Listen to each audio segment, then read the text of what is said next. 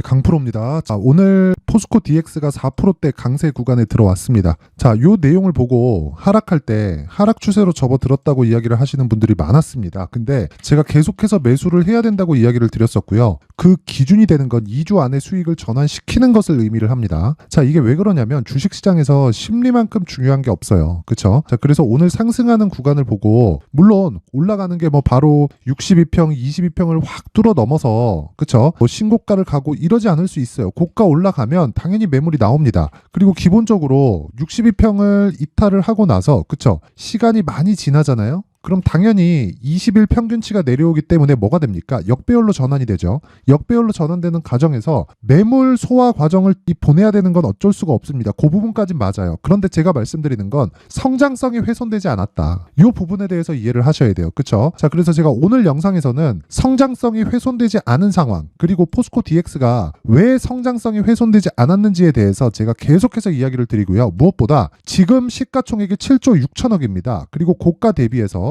그쵸? 대략 한 2조 원 정도를 추가하잖아요. 그럼 9조 원대로 올라갑니다. 이랬을 때 우리가 생각해야 되는 내용은 한 가지 내용이에요. 10조 원이 과연 포스코 DX의 앞으로 성장성을 대비했을 때 비싼 가격인가? 이 내용을 보는 게 핵심 적인 내용입니다. 자, 일단 영상 끝까지 시청해 주시고요. 무엇보다 구독과 좋아요 한 번씩 부탁드리겠습니다. 영상을 계속해서 만드는 이유는요. 채널 성장을 위해서고 채널 성장을 하면 할수록 제가 돈을 더 벌겠죠. 자, 그러니까 여러분들이 돈이 드는 게 아니니까 구독과 좋아요는 꼭 한 번씩 눌러주세요. 자, 내용 시작하겠습니다. 자, 포스코 DX는요. 지금 포스코 그룹에 그쵸? 양극재 공장, 그리고 원자재를 가공하는 공장, 그리고 또 뭐가 있습니까? 전구체를 가공하는 공장, 그쵸? 요 내용을 다 맡아서 하고 있는 게 포스코 DX입니다. 자, 근데 여기서 그냥 공장을 짓나요? 예전이 아니죠. 그렇죠. 스마트 팩토리로 들어갑니다. 자, 그래서 지금 강세를 보이고 있는 종목이 뭔가요? 두산 로보틱스, 레인보우 로보틱스예요. 레인보우 로보틱스에 삼성전자가 투자를 했잖아요. 올해 초에. 그렇죠? 발표 나온 게. 이게 뭐 갑자기 뭐 밥 먹다가 그래 해보자 이래서 결정난 게 아니겠죠. 그렇죠? 6개월 1년 동안의 고민 끝에 그렇죠? 심사숙고해서 고민 끝에 결정한 내용이라는 겁니다. 자, 그럼 왜 이런 투자를 했을까요? 스마트 팩토리. 즉 생산량을 늘리고 앞으로 늘어나는 인건비에 대한 부담을 낮추기 위함입니다. 그렇죠? 자, 그러면 앞으로 늘어날 수 있는 공장이 또 하나 있죠. 반도체와 함께. 그게 2차 전지 관련된 공장입니다. 자, 근데 포스코 그룹은 2차 전지 관련된 이 공장을 만들지 않죠. 하지만 2차 전지 소재 관련된 공장을 만듭니다. 그게 양극재에 대한 수요 때문에 그렇습니다. 앞으로 2차 전지 시대가 오는, 즉 전기차 시대가 오는 건 너무 당연하죠. 자, 근데 생각해 보세요. 이번에 에코프로 BM 쪽으로 삼성 SDI에서 5년 동안 44조 원에 달하는 수주를 받았습니다. 자, 근데 생각해 보세요. 44조 원을 연 환산해서 생산량으로 나누잖아요. 그러면 대략 15만 톤 정도가 나옵니다. 자, 그런데요. 생각 한번 해보세요. 기존에도 양극재를 생산하고 있었죠. 그렇죠? 그래서 에코프로 BM 측에서 계속해서 증설을 진행하고 있는 결과 자, 잘 들으세요. 현재 23년도 현재 생산 능력은 19만 톤입니다. 19만 톤. 19만 톤이에요. 양극재 생산에 대한 능력이에요. 이게 에코프로 BM에. 그렇죠? 그리고 24년도 내년이죠. 내년에는 28만 톤까지 증가를 합니다. 그렇죠? 왜 이렇게 증가를 할까요? 삼성 SDI에 대한 수요 때문에 그렇습니다. 근데 이게 먼저 결정이 되어 있었겠죠. 그쵸? 물론 계속해서 뭐 이런 가격 조율이나 협상을 진행해 왔겠지만 생각 한번 해보세요. 가격 조율과 협상을 진행해 온 결과 44조 원이라는 수주에 성공을 했고 그리고 나서 생산량에 대한 부분을 안 보고 이런 수주가 내려왔을까요? 그게 아니라는 거죠. 그쵸? 자, 그래서 23년도에는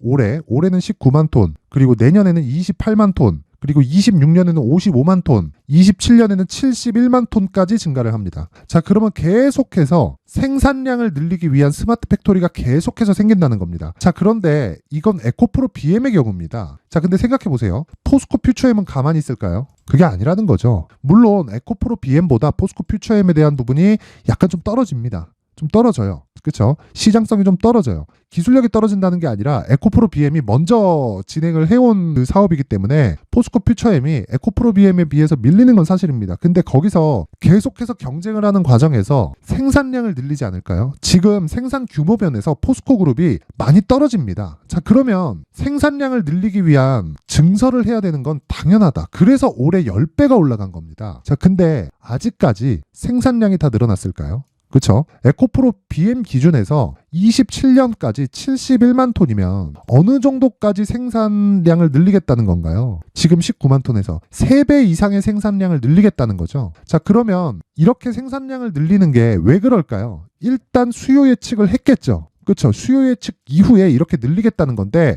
여기서 타 기업에 대한 수요 예측을 하지 않았을까요? 에코프로 BM 혼자 독식할 거야. 이게 가능한가요?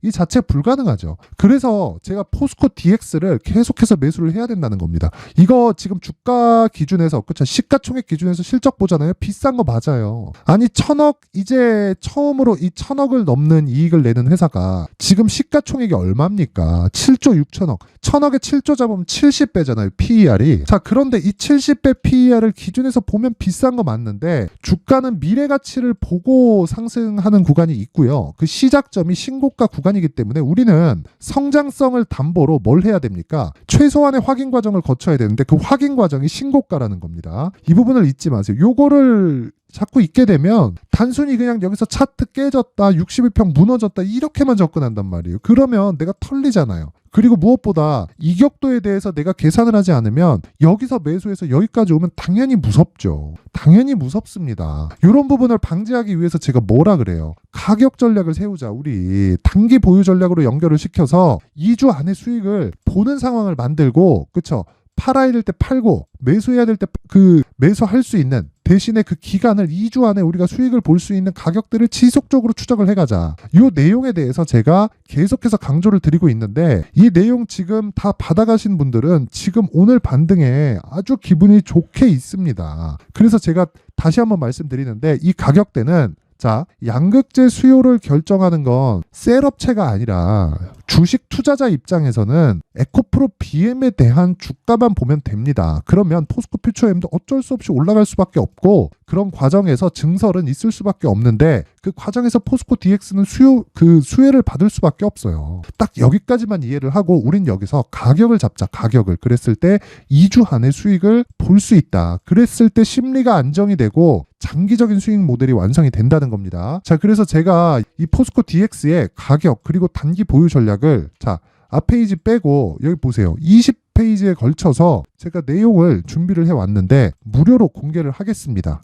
그렇죠? 무료로 공개를 할 텐데 구독과 좋아요는 눌러주세요. 구독과 좋아요는. 그렇죠? 구독과 좋아요는 딱 한 번씩 눌러주시고 상단에 있는 전화번호로 제가 보낼 수 있는 번호, 그쵸? 확인해야 되니까 숫자 3이라고 문자를 보내주시면 됩니다. 자, 이렇게 이 포스코 DX의 가격 그리고 단기 보유 전략을 제가 모든 분들에게 다 공유를 해드릴 테니까 구독과 좋아요 한 번씩 눌러주시고요. 상단의 전화번호로 숫자 3이라고 문자 보내주시면 됩니다. 자, 그리고 제가 다시 말씀드리지만 포스코 DX의 성장성은 훼손될 수가 없다. 언제까지? 2027년까지. 이미 생산 캐파가 늘어난다는 부분이 다 나와 있어요. 그렇죠. 청사진이 다 그려져 있는 겁니다. 그러면 주가가 먼저 반영하는 과정에서 오버슈팅 구간이 있을 수도 있고요. 오버슈팅 구간에 내가 잘못 사면 심리가 무너집니다. 그런 부분 반드시 막아야 돼요. 그렇죠. 그래서 요 내용에 대해서 제가 준비를 해온 거고 요 내용 딱 받아가서 요대로만 딱 진행하시면 됩니다. 자, 그리고 제가 뭐라 그랬습니까? 신고가 매매를 해야 된다 그랬죠. 그렇죠.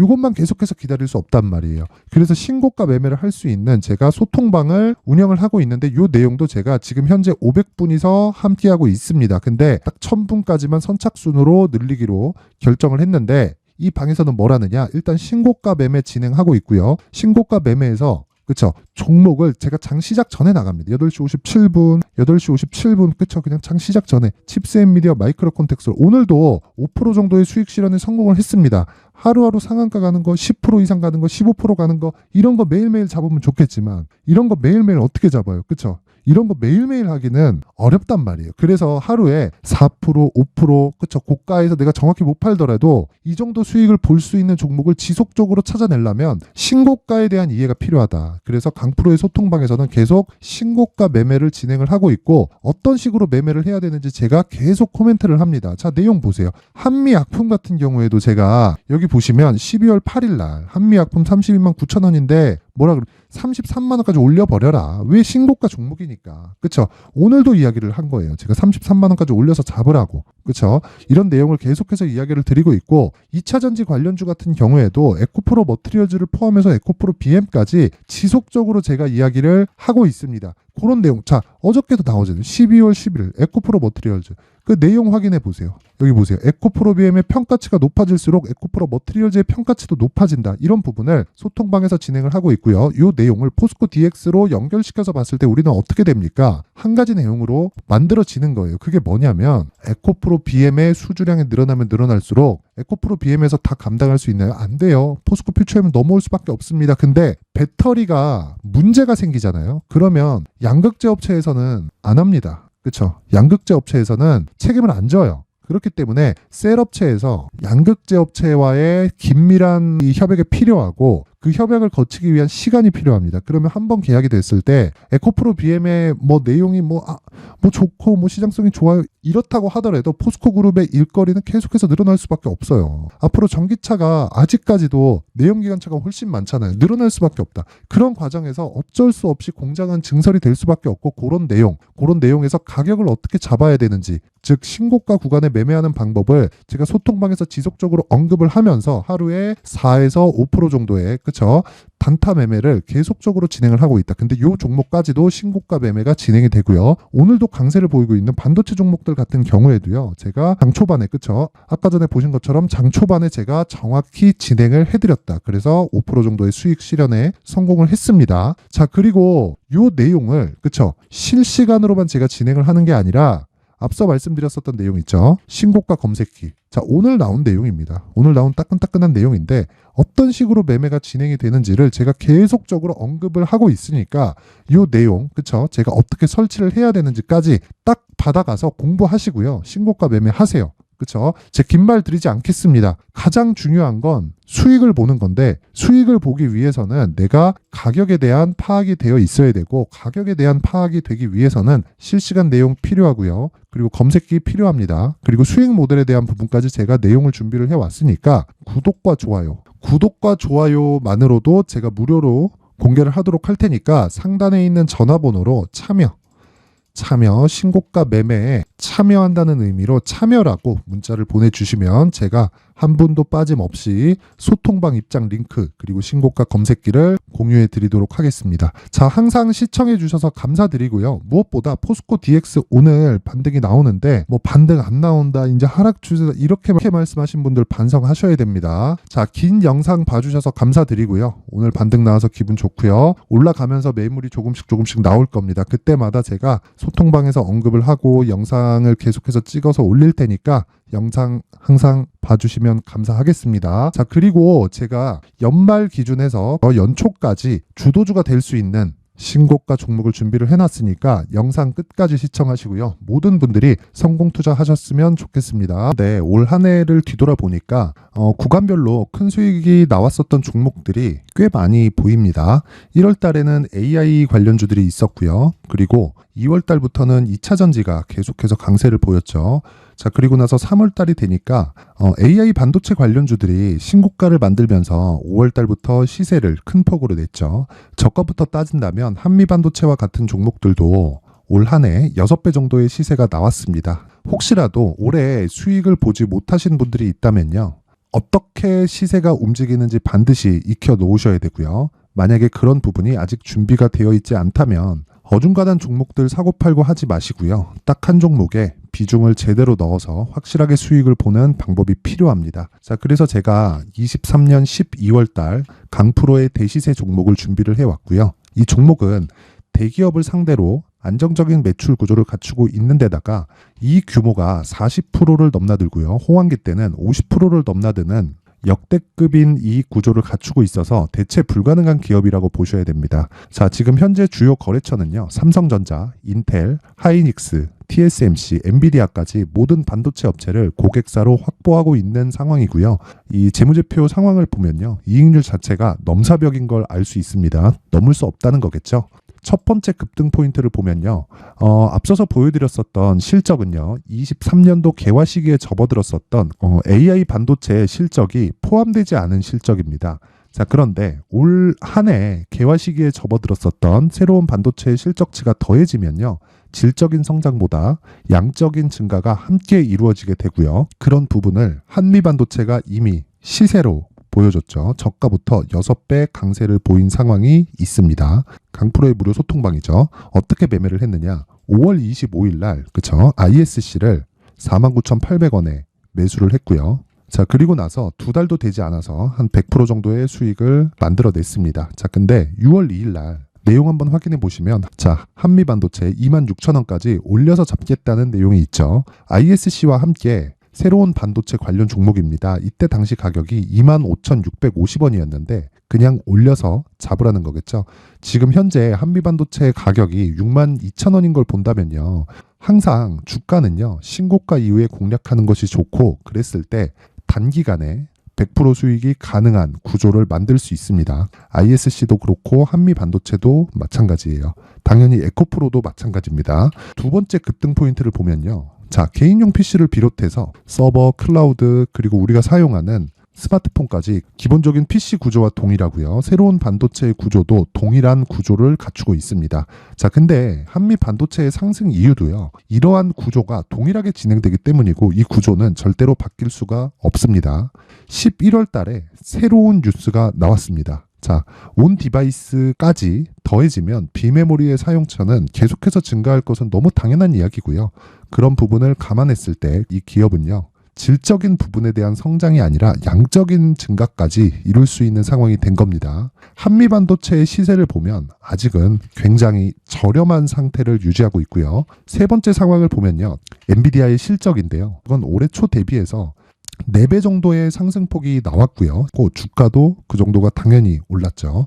주식 투자를 할 때는 예상하는 게 아니라 확정치를 보고 매매를 해서 수익을 낼 수 있어야 됩니다. 앞서서 제가 보여드렸었던 내용인 자, ISC도 그렇고요. 한미 반도체도 그렇고 확정된 내용이 있었죠. AI에 대한 개화 시기에 맞춰서 삼성전자와 SK 하이닉스가 강세를 보이는 구간이 있었고요. 엔비디아가 강세를 보였습니다. 자, 삼성전자도 그렇고 하이닉스도 그렇고 엔비디아도 마찬가지고요. 생각해 보시면 세력들이 어찌할 수 없는 정도의 사이즈를 가지고 있는 그런 종목들이죠. 그렇기 때문에 제가 계속해서 이야기를 드리는 겁니다. 확인하는 데는 확정치가 필요하다고요. 엔비디아 실적만큼 확실한 재료가 있을까요? 엔비디아의 실적의 증가세는요. 앞으로 다가올 AI 반도체의 수요 증가가 있을 수밖에 없다는 거고 그리고 그에 맞춰서 단가는 폭증하고 있는 상황인 게 엔비디아의 실적을 보면 알 수 있고요. 그리고 삼성전자와 SK 하이닉스로 연결이 되고요. 그래서 한미반도체가 올라온 그런 상황입니다. 한미반도체만큼 추가적으로 상승할 수 있는 종목이 있다는 게 하이닉스를 포함해서 삼성전자의 시세 그리고 엔비디아의 실적을 보면 알 수 있고요. 그래서 준비한 4분기 대시세 종목 내년 초까지 강세를 보일 수 있는 종목을 준비를 해왔습니다. 어렵게 생각하지 마시고요. 기본적으로 신고가 구간에 있는 종목이기 때문에 하락에 대한 저항성은 충분히 갖춰져 있는 종목이고 이미 시세가 시작이 됐습니다. 자, 무엇보다 중요한 건 얼마에 사는 걸 텐데 제가 그런 부분까지 상세하게 준비를 해놨으니까 영상 상단에 있는 전화번호로 대시세라고 문자를 보내주시는 분들에 한해서만 무료로 공개를 하도록 하겠습니다. 매매하는 과정에서 수익이 잘 안 난다 하시는 분들은 이 종목 딱 받아가서 큰 수익 내셨으면 좋겠습니다.